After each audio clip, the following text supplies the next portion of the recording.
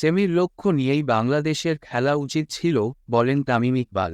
আফগানিস্তানের দেয়া ১১৬ রানের লক্ষ্য ১২.১ ওভারের মধ্যে করতে হতো বাংলাদেশের সেমিফাইনালে যেতে হলে।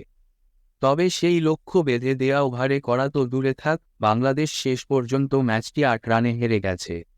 আর আফগানিস্তান ইতিহাসের প্রথমবার টি-২০ বিশ্বকাপের সেমিফাইনালে পা দিয়েছে।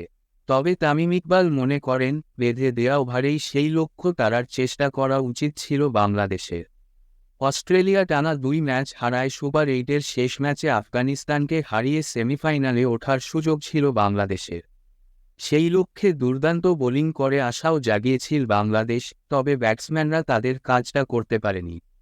ম্যাচ শেষে টাইগার অধিনায়ক শান্ত তো বলেই দিয়েছেন, প্রথম ৩ উইকেট হারানোর পর তারা সেমিফাইনালের চিন্তাভাবনা থেকে সরে এসেছিল।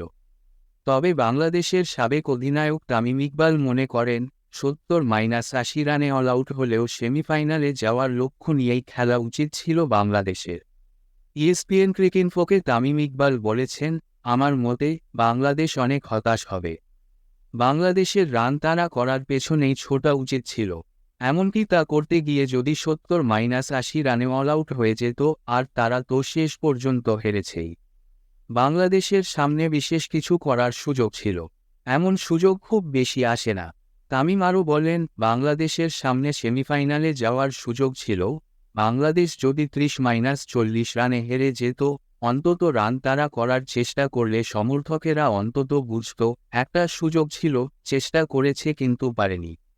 এখন সবাই দ্বিধাদ্বন্দ্বে আছে, কারণ আমরা ম্যাচটাও জেতেনি, তারা করারও চেষ্টা করিনি।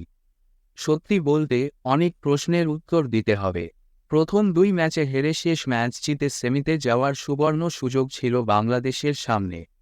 সেমিতে যাওয়ার জন্য বাংলাদেশের সবকিছু করাই উচিত ছিল বলেও মনে করেন তামিম।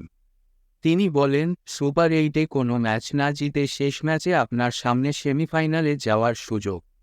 আপনি সম্ভবত এই লক্ষ্য অর্জনে সবকিছুই করবেন। মাঝে মধ্যে মনে হয়েছে বাংলাদেশ রান তাড়া করে ফেলবে। এরপর উইকেট গেল, কিছু ওভারে ইন্টেন্ট কম ছিল, যে কারণে বাংলাদেশের জন্য কাজটা কঠিন হয়ে যায়।